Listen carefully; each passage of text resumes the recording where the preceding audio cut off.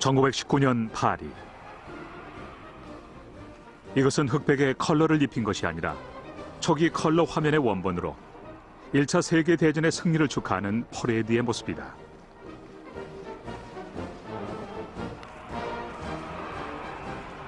(1차) 세계대전 기간 동안 1000만 명의 사람들이 희생됐다.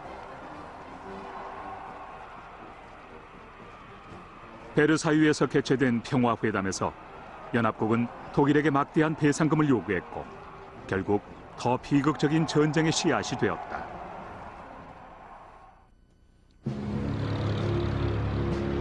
(1936년) 베를린. 독일인들은 국가의 자존심을 회복하고 전 세계를 휩쓸고 있는 대공황을 극복하기 위해서 히틀러와 나치당에게 의존했다. 미국은 독일 나치당의 정책에 반대했지만 베를린 올림픽에 대표 선수들을 보냈다.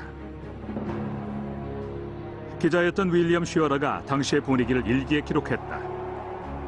나치는 전례 없는 대규모로 올림픽 경기를 운영했으며 선수들도 많은 감명을 받았다.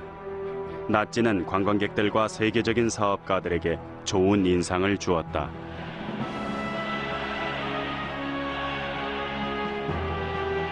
독일이 메달수에서 1위를 달렸지만 미국 대표로 출전한 흑인 제스 오웬스가 사관왕을 차지하며 올림픽 기록을 세우자 전 세계인들은 깜짝 놀랐고 히틀러는 짜증을 냈다. 오웬스가 미국에 돌아왔을 때 여전히 인종차별이 심해서 그는 공공장소에 출입이 금지됐다.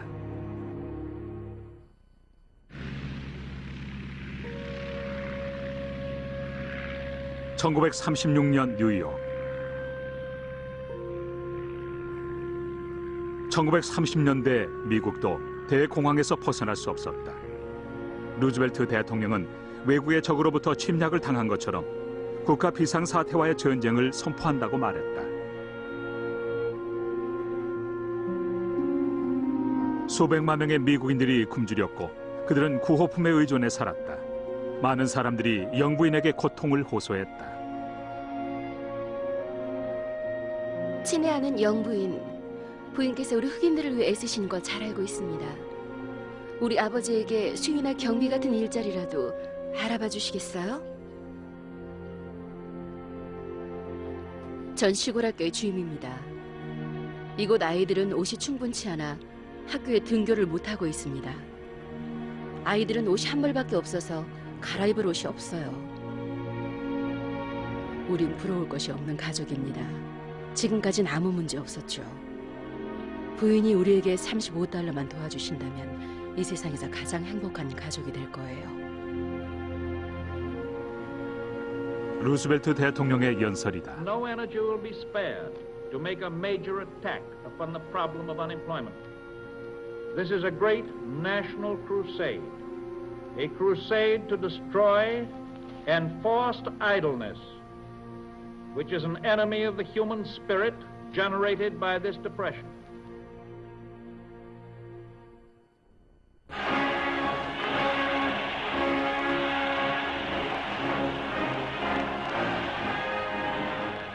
(1937년) 독일.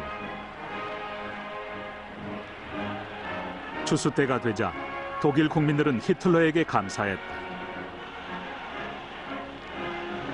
1937년 9월 27일 윌리엄 슈어러의 일기다. 히틀러는 자서전 나의 투쟁에서 이렇게 말했다. 인종 오염 시대의 국가는 최고의 인종을 가려내는데 최선을 다해야 한다. 그들이 세계의 지배자가 될 것이다. 히틀러는 유대인들의 시민권을 박탈하고 강제 수용소를 세웠으며 베르사유 조약을 위반하고 독일군을 증강하고 다시 무장했다. 오즈월드 게리슨 비아드는 뉴욕의 출판업자였다. 독일이나 이탈리아에 갔다 온 사람들은 그들이 얼마나 행복하고 나라가 발전했는지 침이 마르도록 칭찬을 한다. 그들에겐 불평이라고는 없어 보인다. 그 말을 듣고 난 흥분하지 않을 수 없었다.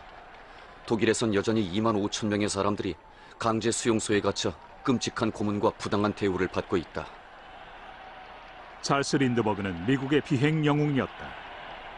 독일인들에겐 다른 나라에서 볼 수 없는 힘찬 기백이 느껴졌다. 분명히 이들은 위대한 능력을 타고났으며 이것은 위대한 지도자 덕분이다.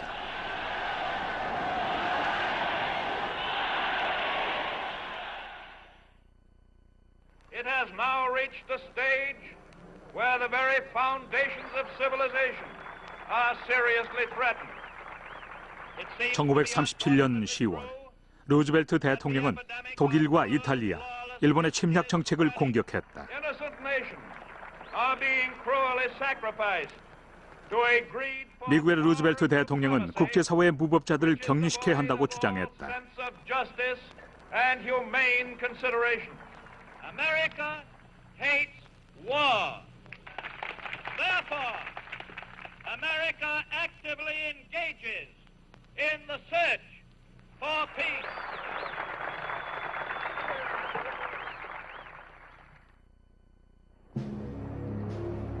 (1938년 3월) 히틀러는 오스트리아를 침공하고 오스트리아를 독일 제국에 합병시킨다고 선언했다. 대부분의 사람들은 나치를 환영했지만 유대인들은 달랐다. 비엔나의 리샨스키는 뉴욕에 있는 아들에게 편지를 보냈다. 유대인들의 가게는 나치당의 옷을 입은 젊은이들에게 봉쇄됐으며 그것을 무시하고 유대인들과 거래를 하면 유대인들에게 물건을 사는 사람은 돼지와 같다는 구절이 쓰인 편말을 목에 둘러야 했다. 유대인들에게 치욕을 안겨주기 위해 온갖 방법이 동원됐는데 차마 입에 담을 수조차 없는 것들도 있다. 우리는 우리를 구해줄 외국 사람들이 있기를 바랄 뿐이다. 그러나 그들은 어디에 있을까? 우린 누구에게 의지하고 어디로 가야 할까?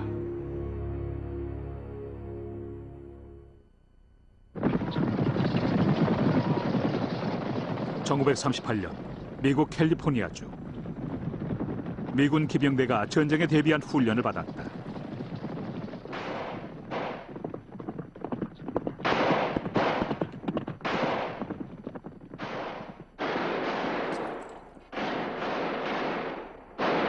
이들을 지휘하는 미군 사령관 4명은 1903년 미국 스페인 전쟁의 참전 용사였다.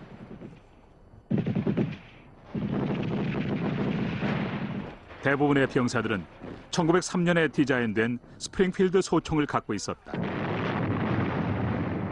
1918년 미군의 표준 무기가 부적당하다는 판결이 났다.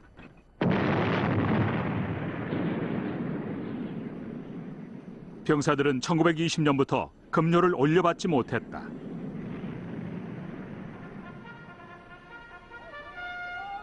군에 입대한 병사들의 4분의 3이 학교를 졸업하지 못했고 상당수는 중등 교육조차 받지 못했다. 미군은 루마니아 군보다도 규모가 작았다. 따라서 또다시 세계 전쟁을 일으키려는 적군과 싸우려면 군대 규모를 늘리고 현대화해야 했다. 그러나 새로운 무기가 개발되고 있었다. 1938년 미 해군은 8억 달러의 예산을 받았고 루즈벨트 대통령은 미 공군의 규모를 확장하기 시작했다.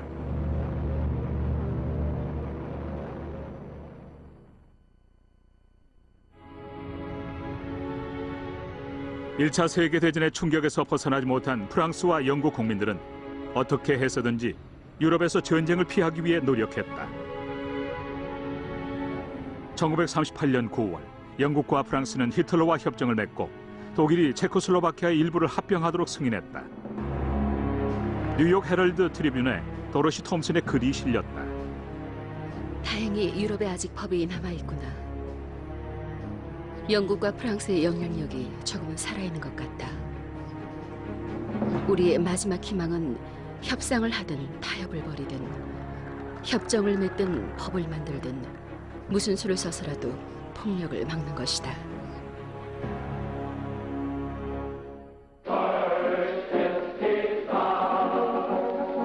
(1939년) 뉴저지주 리버데일. 미국의 나치 조직인 독일 미국 동맹의 여름 캠프에서 회원들이 행진을 하고 있다. 조직의 리더인 프리츠 쿠는 포드 자동차 회사의 연구원이며 독일 나치당의 초기 당원이었다. 여름 캠프는 새로운 독일의 정신을 구현하기 위한 자리다.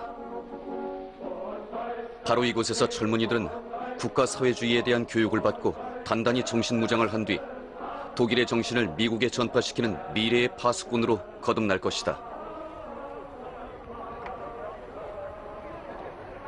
독일 미국 동맹의 3만 회원들은 인종주의와 반유대주의를 내세웠다. 이들은 프리츠 쿤이 다니는 회사의 사장 같은 고위 인사들의 지원을 받았다. 1920년대 헨리 포드는 유대인을 비판한 소책자인 국제적인 유대인을 1000만 부 이상 출판했다. 소책자의 내용은 히틀러의 자서전인 나의 투쟁에 그대로 수록됐다. 헨리 포드에 따르면 정말 놀랍지 않은가? 미국 사회에 해로운 영향을 끼친 것들을 파헤쳐보면 반드시 유대인들의 무리와 연결돼 있음을 알 수가 있다. 1939년 뉴욕 세계 박람 회장. 포드사의 생산 라인에서 생산된 2,800만 대 자동차가 단연 돋보였다.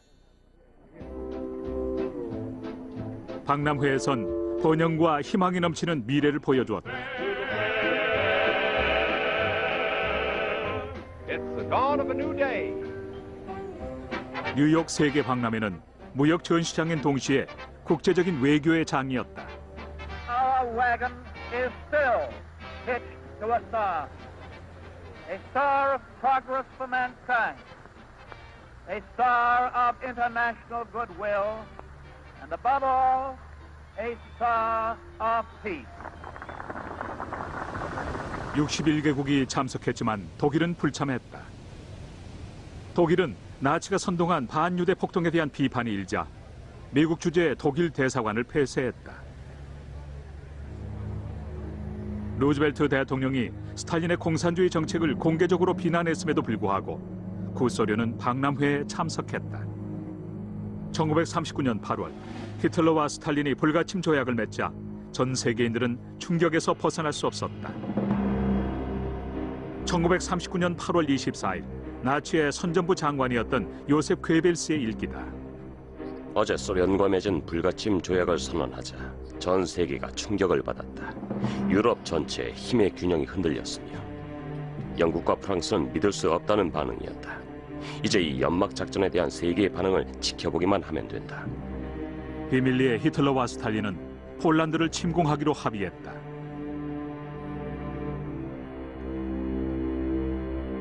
(1939년 9월) 히틀러는 폴란드를 침공했다.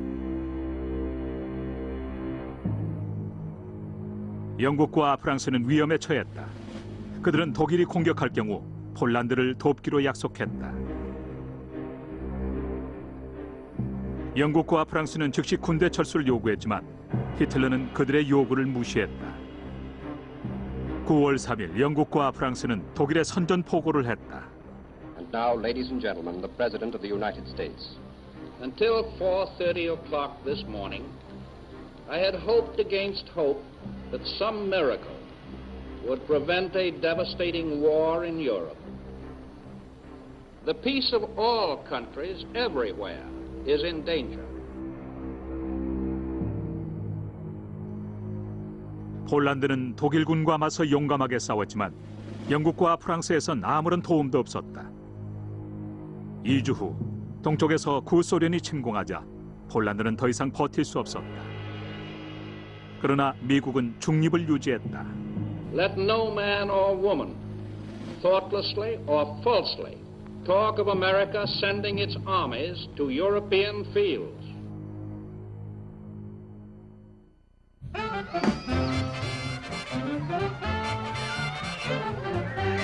유럽의 여러 나라가 국방비 예산을 늘리고 미국으로부터 무기를 사들이자 미국은 서서히 공황에서 벗어나기 시작했다. 미국의 대다수가 연합군을 지지했지만 미국은 중립법 때문에 전쟁 중에 있는 영국과 프랑스에 무기를 수출할 수 없었다. 루즈벨트 대통령이 중립법을 수정하기 위해 노력하자 100만 통 이상의 항의 편지가 워싱턴으로 날아들었다. 미국의 비행 영웅 찰스 린드버그도 중립법 수정에 반대했다. 미국의 운명은 유럽에서 일어난 전쟁에 연루되지 않는 것입니다. 지도를 보고 미국의 국경이 어디에 있는지 확인을 해보세요. 미국은 동쪽으로 대서양과 서쪽으로 태평양 사이에 위치합니다. 루즈벨트는 중립법을 개정하는 데 성공했다. 영국과 프랑스는 현금만 있으면 얼마든지 무기를 살 수 있게 됐다. 그러나 여전히 미국의 수송선을 이용해서 영국까지 무기를 실어 나르는 건 금지됐다.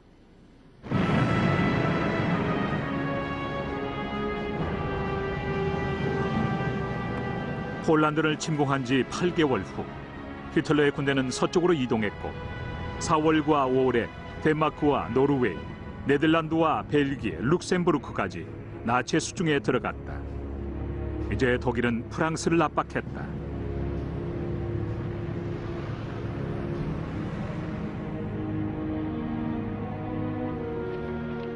버지니아 카우스는 미국인 기자였다. 뜨거운 태양 아래로 파리를 떠나 남쪽으로 이동하는 사람들의 기나긴 행렬을 상상해보라. 문명인들의 대탈출 장면을 떠올리면 된다. 이전에도 피난민을 본 적이 있다. 그들은 폴란드와 루마니아 국경을 가로질러 스페인과 체코슬로바키아로 이어지는 길을 따라 이동했다. 그러나 지금까지 이런 장면은 본 적이 없다. 독일군이 빠르게 진군한다는 소식에 겁을 먹은 많은 프랑스 부대는 곧 포기했다. 독일군은 영국군과 프랑스군을 영국 해협까지 몰아붙였다. 그들은 절망에 빠졌다. 그러나 됭케르크 해안에서 30만 명의 연합군 병사들은 기적적으로 수백 척의 작은 배를 타고 무사히 영국으로 탈출했다.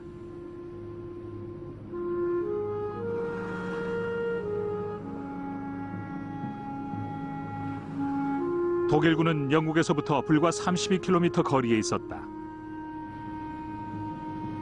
이제 영국은 홀로 히틀러와 맞서야 했다. 그러나 새로운 지도자 윈스턴 처칠이 있었다. We shall defend our island, whatever the cost may be. We shall fight on the beaches. We shall fight on the landing grounds. We shall fight in the fields and in the streets. We shall fight in the hills. We shall never surrender.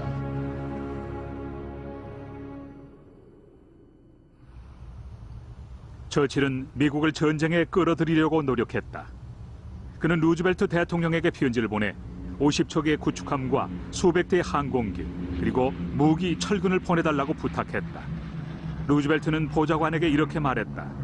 미국이 구축함을 보내면 연합군에겐 쓸모가 없고 히틀러를 자극하기만 할 것이다. 어쨌든 루즈벨트는 구축함을 영국으로 보냈다.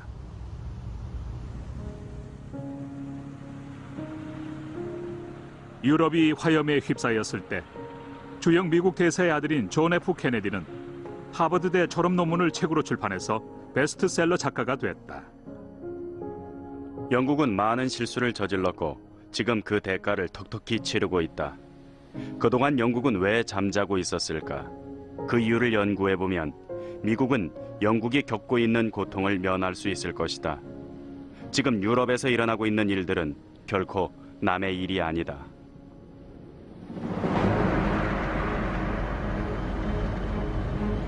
캐나다 노바스코시아주의 헬리팩스. 영국과 연합군 호송 함대가 미제 무기를 싣고 독일군 잠수함 유보트가 지키고 있는 대서양으로 향했다. 프랭크 커리는 캐나다 해군이었다. 수송 함대를 호위하기 위해 아침 일찍부터 서둘렀다. 시작부터 느낌이 좋지 않았다.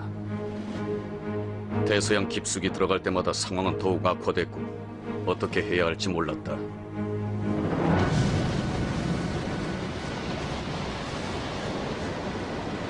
거대한 파도 때문에 우리 배는 이미 엉망이었다. 모두 패멀미를 심하게 했다. 이보다 더 비참한 인생이 있을까? 대서양은 너무 거칠어서 끊임없이 배를 때리는 높은 파도를 헤치며 계속 버티는 것이 불가능해 보였다.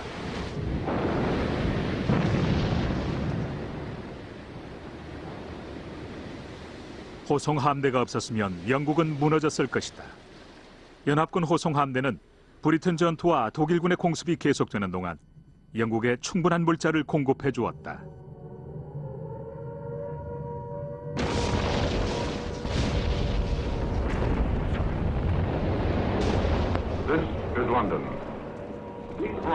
에드워드 R. 모로우가 미국의 소식을 전했다. Wandering around the streets of this city in the early hours of the morning is sometimes exciting. There may be fires, gunfire, and bombs. One may see in the light of flares, carefully hidden under canvas, human beings looking like broken, cast-away, dust-covered dolls.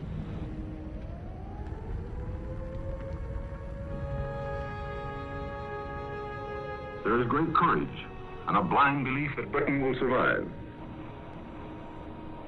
They know the feeling of fear. I've shared it with them. They're slow to anger, and they die with great dignity.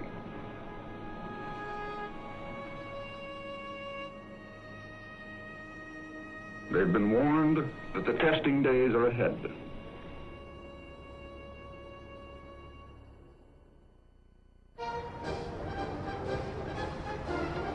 (1940년 9월) 메인주 로클랜드.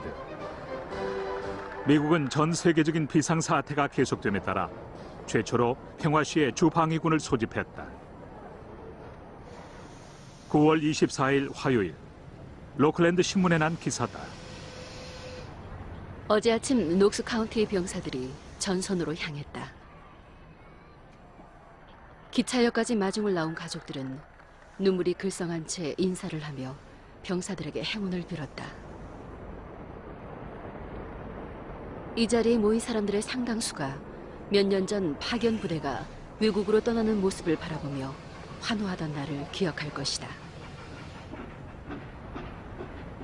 기차는 기적 소리를 내며 멀리 사라졌다. 이제 미국의 젊은이들도 군에 입대했다.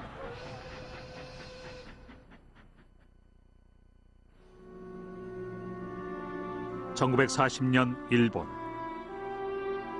루즈벨트 대통령은 유럽에서 일어나는 사건 못지않게 아시아에서 벌어지는 일에도 관심을 가졌다. 대부분의 일본인들은 황제를 신으로 생각했다.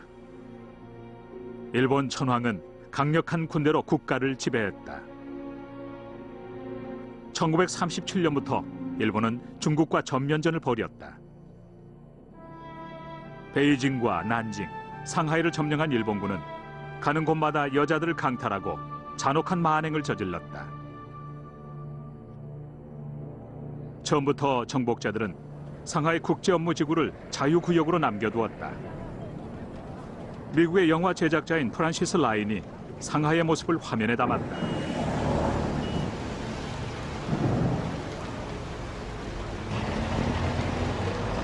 일본은 대부분의 원유와 철강을 미국으로부터 수입했다. 3년 동안 루즈벨트 대통령은 일본군이 중국에서 철수하지 않으면 공급을 줄이겠다고 위협했다.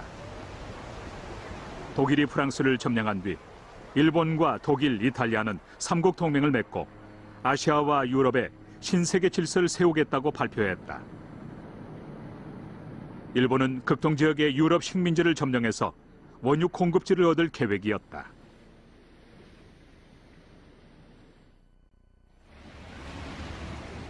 (1940년) 하와이의 호놀룰루. 하와이는 미국의 대표적인 휴양지다. 진주만이 미 해군 태평양 함대 본부가 되자 하와이의 주민들은 여행객들의 천국이 군사기지로 변하는 모습을 원치 않았다. 루즈벨트는 태평양 함대를 3,200km 이상 전진 배치함으로써 일본의 공격을 저지할 계획이었다. I have said this before, but I shall say it again and again and again. Your boys are not going to be sent into any foreign war.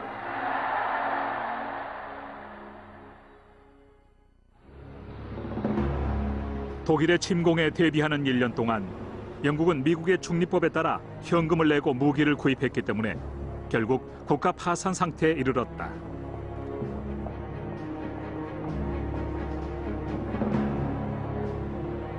루즈벨트의 내무장관인 해롤드 이키스는 비밀 일기를 기록했다. 그동안 영국이 우리 현금 창고였다. 한때는 돈이 풍부했지만 지금은 돈이 씨가 말랐다.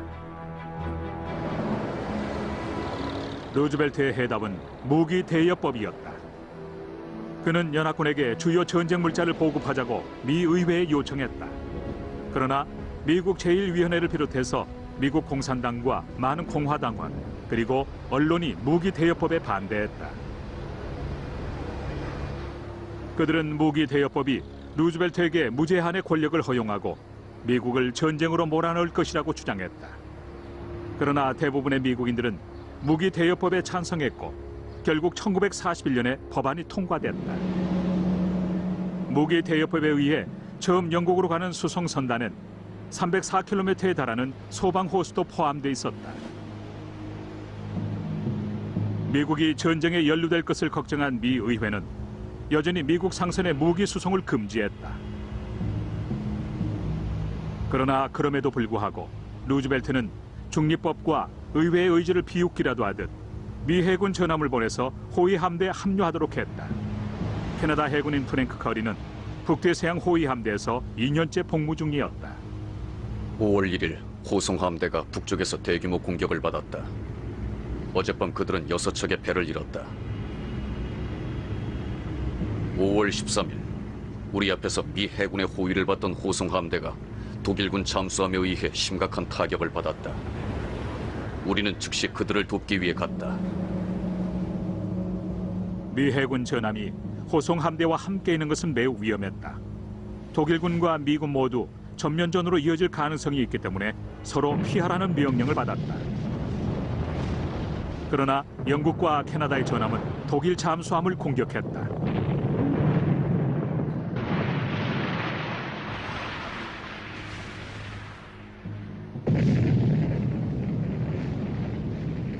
(1941년 5월) 말 33척의 독일 잠수함이 침몰됐다.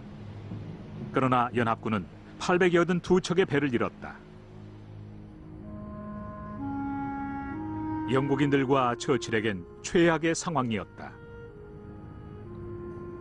5월 10일 런던은 대규모 공습을 당했다. 하룻밤 만에 3,000명의 런던 시민들이 목숨을 잃었다. 그러나 6월이 되자 독일의 침공 위협은 사라졌다.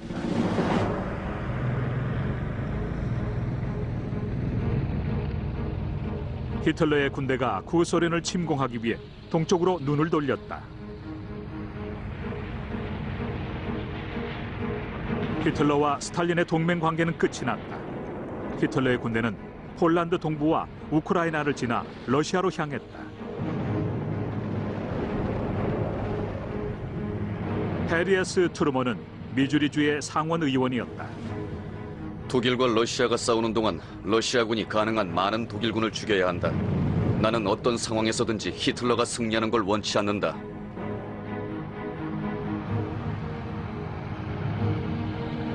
루즈벨트와 처칠은 누구든 히틀러에게 저항을 하면 자국의 국가 방위에 도움이 된다고 믿었다.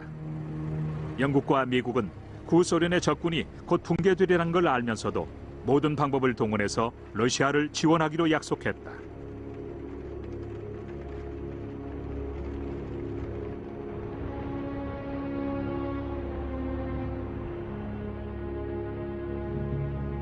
(1년도) 안 돼서 독일군은 450만 명의 러시아인들을 살해하거나 포로로 잡아들였다. 나치는 모스크바를 32km 남겨두고 있었다. 그러나 구소련 적군은 싸움을 계속했다.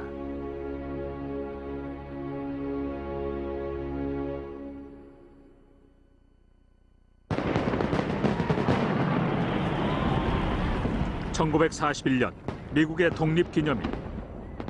미국은 여전히 평화로웠다.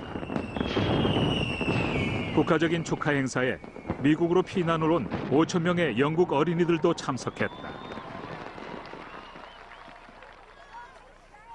오하이오주의 진 스트로맹거는 햄프셔에서 온 자매를 돌보며 영국에 있는 부모에게 피언지를 썼다.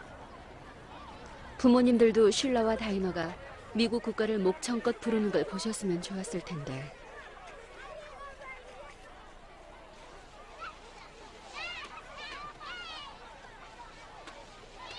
둘 다 이번 주에 편도선 때문에 병원에 갈 건데 다이너가 무서워서 울까 봐 걱정해요. 존과 그레이스 부부도 진에게 답장을 보냈다. 다이너가 불안해하는 것 같아 걱정이에요. 영국을 떠나기 전에 공습을 경험하고 끔찍한 폭탄 소리를 들어서 그런 게 아닌가 싶네요. 폭격을 경험한 영국 어린이들은 여기서도 각별한 관심의 대상인데 사소한 일에도 놀라고 경계하는 증세를 보이기 때문이죠. 그해 여름 내내 영국으로 가는 대서양 수송 함대는 미 해군의 호위를 받았다. 10월에 미 해군 전함 카니호가 아이슬란드 해안에서 어뢰의 공격을 받아 11명의 선원들이 목숨을 잃었다. 미국에겐 2차 세계대전으로 인한 최초의 인명피해였다.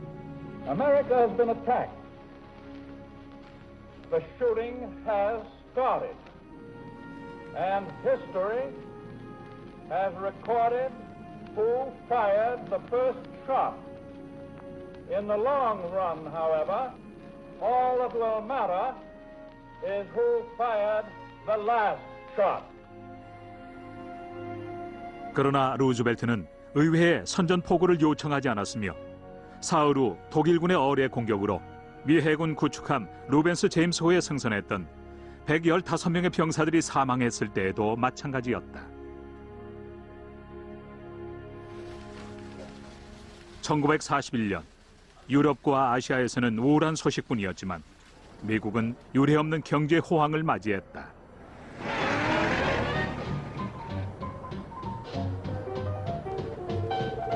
Here are the headlines. The Senate has been hard at work speeding America's largest tax bill. The second year of war, like the first, was a series of British reverses. Prices during the past month continued to go up.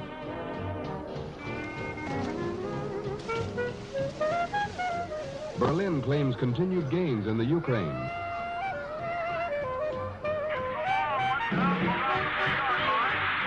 President Roosevelt eliminates export of motor fuel and oil to Japan. We interrupt this broadcast to bring you this important bulletin from the United Press. Flash, Washington. The White House announces Japanese attack on Pearl Harbor. December 7th, 1941, a date which will live in infamy.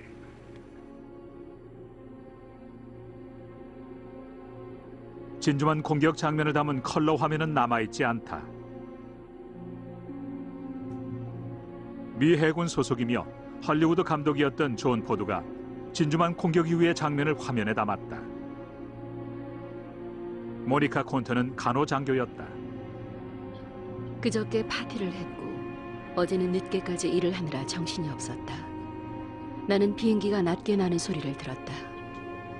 환자들을 둘러보고 있는데 비행기를 잘 아는 누군가 일본군 전투기라며 소리를 쳤지만 주변에 있던 다른 사람들은 모두 웃어넘겼다. 앤슨 조지 맥카트니 헌터는 미 해군 전함 웨스트 버지니아호를 타고 있었다. 갑자기 사이렌 소리가 들리더니 동시에 천지를 뒤흔드는 폭발음과 함께 배가 흔들렸다. 진주만은 폐허로 변했다. 웨스트 버지니아호의 선수가 완전히 파괴됐고 오클라호마호는 뒤집혔으며 애리조나호는 불길에 휩싸였다. 일본군 폭격기들이 완벽한 대형을 이루며 우리 쪽으로 몰려왔다. 존 샤논이 그날 일을 기록했다. 비행기들이 우리 위를 지나가면서 미친 듯이 기관총을 쏘아댔다. 폭격기에는 일본을 상징하는 빨간색 태양이 그려져 있었으며 폭탄과 어뢰, 기관총 총알에도 마찬가지였다. 모니카는 간호장교였다. 병원의 광경을 잊을 수가 없다. 팔이 없거나 다리가 없거나 내장이 밖으로 나온 부상병들 천지였다. 폭격기들이 불을 뿜어댔고 폭격 소리는 끔찍했다. 두 번째 공격이 시작되자마자 모두 복도에 엎드려 있었다. 바로 위로 폭격기가 지나가는 소리가 들렸다. 우리에겐 헬멧도 가스 마스크도 없었다. 이젠 끝이구나 싶었다. 미 해군 태평양 함대 항공모함들은 바다에 나가 있어서 손실을 피할 수 있었지만 일본의 진주만 공격으로 2시간 동안 2,400명의 사람들이 사망하고 8척의 전함이 파괴됐다. 10시간 후 필리핀 기지에 있던 미군 기지가 공격을 받아 항공기 100석 대가 파괴됐다. No matter how long it may take us to overcome this premeditated invasion, the American people in their righteous might will win through to absolute victory. 다음 날 미 의회는 반대표 한 표만으로 일본에 대한 선전 포고를 승인했다. 사흘 후 히틀러 역시 미국에 대한 선전 포고를 했다. 텍사스주의 루커스 스페이스보이는 미국 전함 쇼호의 선원이었던 아들에게 편지를 썼다. 조니에게 지금 어디 있니? 하와이에서 네가 보낸 멋진 선물은 잘 받았단다. 어떻게 7일부터 소식이 없니? 아무도 네 소식을 모른다는구나. 스페이스보이는 진주만의 해군 본부에도 편지를 보냈다. 조니의 행방을 찾기 위해 애쓰시는 건 알지만 그쪽에 있는 병원도 찾아봐 주시겠어요? 진주만 공격 때 조니가 폭격을 맞아서 의식을 잃었거나 크게 다쳤을지도 모르니까요. 제발 조니의 행방을 알아봐 주십시오. 가족들 모두 애타게 기다리고 있습니다.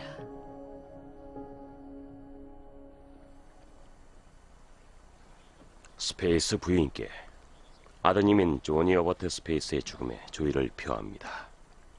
저도 너무나 가슴이 아픕니다. 어떻게 위로의 말씀을 드려야 할지 모르겠지만 아드님은 미 해군의 전통을 수호하고 나라를 지키기 위해 고귀한 목숨을 희생했습니다. 그럼 안녕히 계십시오.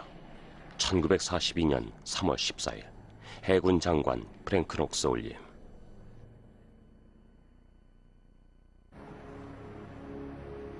뉴욕이나 마이애미, 애틀랜틱 시티 같은 미국의 대표적인 해안 도시들은 여행객이 줄어들까 봐 끝까지 등화 관제를 거부했다.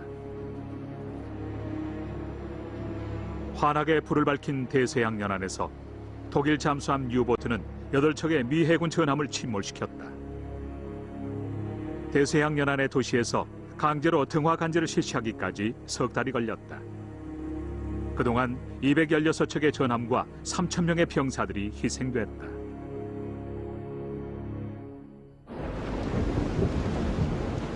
당시 국방산업에서 보수가 좋은 직업들은 모두 백인들이 차지하고 있었다. 노스 아메리칸 항공사는 흑인은 수의로만 채용될 것이라고 밝혔다.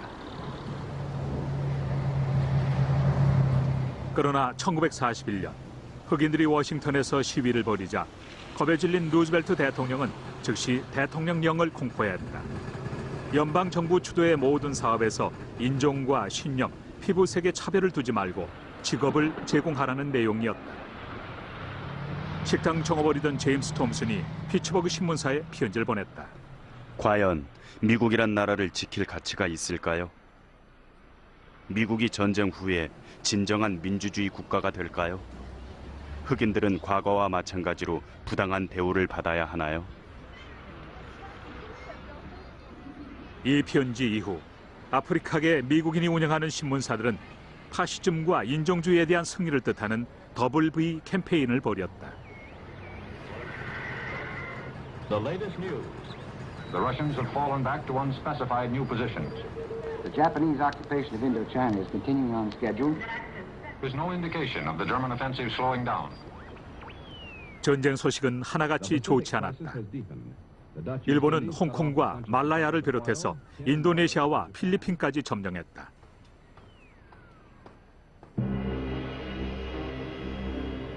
미 공군은 플로리다주 에이글린 공군기지에서 특별 훈련을 실시했다. 돌리틀 중령의 지휘 아래 지원병들로 구성된 폭격부대가 대담하고 위험한 공격에 대비한 훈련을 받고 있었다. 돌리틀 중령이 총책임자였다. 우리의 목표는 일본의 산업지역을 폭격하는 것이다. 일본에 확실한 피해를 입히고 일본인들에게 겁을 주어야 한다. 폭격기 조종사들은 무전기의 도움 없이 폭격을 하는 훈련을 받았다. B-25의 비행 범위를 벗어나기 때문에 폭탄 탑재실을 개조해서 여분으로 연료 탱크를 하나 더 장착했다.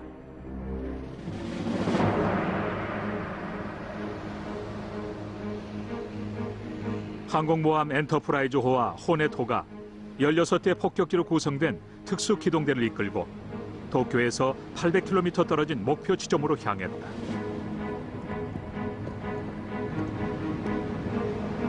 진주만에서 떠난 지 9일 후 기함인 엔터프라이즈호에서 작전 보고가 들어왔다. 해군 제독 조지 D. 머레이의 항해 일지다. 4월 17일 도쿄의 동쪽으로 1600km 떨어진 곳에서 연료를 얻는 작업을 벌였지만 강풍 때문에 일을 끝내지 못했다.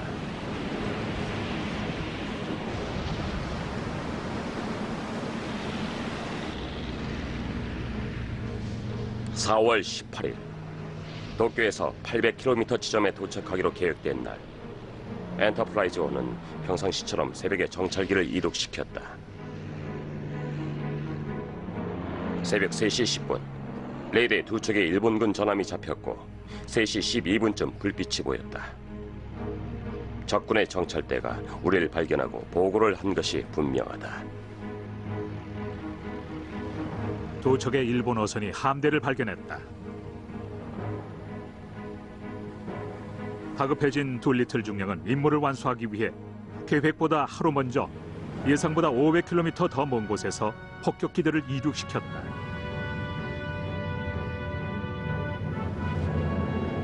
(16) 대의 B-25 폭격기가 비행 범위를 넘어서까지 날아가고 있었다.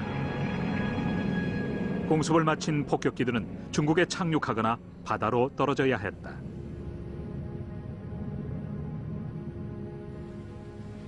둘리틀 중령이 대원들을 격려했다.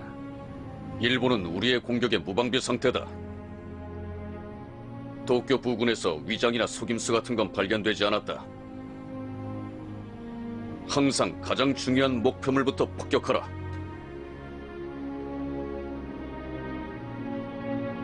놀랍게도 거의 모든 조종사들이 임무를 마치고 무사히 돌아왔다.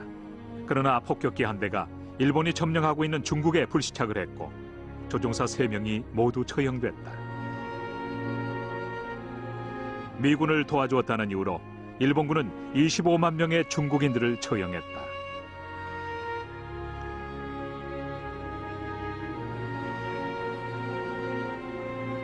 예상했던 것처럼 실제로 폭격의 피해는 작았지만 둘리틀 공습의 성공으로 미군의 사기는 크게 올랐다. 폭격기가 이륙한 지점을 묻는 질문에 루즈벨트는 웃으면서 비밀 장소라고만 대답했다고 한다.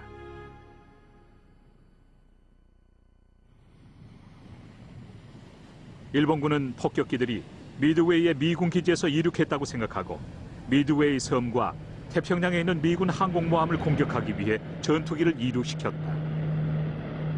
이번에 미군은 일본군이 언제 어디서 공격을 할지 미리 알고 있었다. 미군은 일본군의 암호를 해독하는 데 성공했다.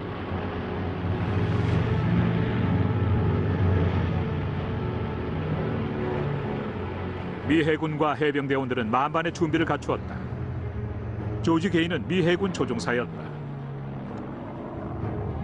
6월 4일 아침, 우린 이륙하기 전에 적군의 위치와 작전 내용을 잘 알고 있었다.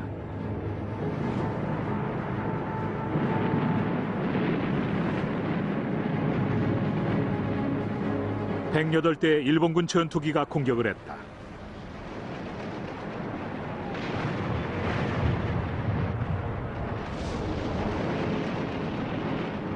존 포드는 한포 위에서 전투 장면을 촬영하는 동안 유산탄에 맞아 부상을 당했지만 촬영을 계속했다.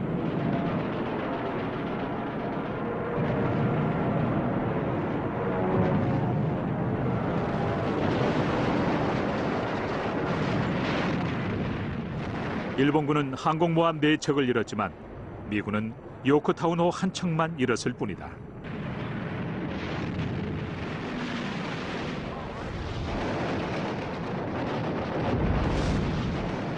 진주만을 공격했던 일본의 베테랑 조종사들 대부분이 격추됐다. 미드웨이 해전은 태평양 전쟁의 전세를 역전시키는 가장 중요한 전투였다. 암호 해독과 미 해군의 급강하 폭격기가 승리의 주역이었다. 조지 게이는 그날의 전투를 이렇게 회상했다. 막상 전투를 치를 땐 그렇게 중요한 전투였는지 몰랐다. 그러나 미드웨이 해전은 일본의 기세를 꺾은 매우 중요한 전투였다. 미드웨이 해전 이후 일본군은 더 이상 강력해 보이지 않았다. 그러나 미국의 태평양 전쟁은 이제부터가 시작이었다. 유럽과 북아프리카에서 히틀러는 여전히 승승장구했다. 연합군이 전쟁에서 승리할 때까지 많은 사람들의 노력과 희생이 뒤따를 것이다.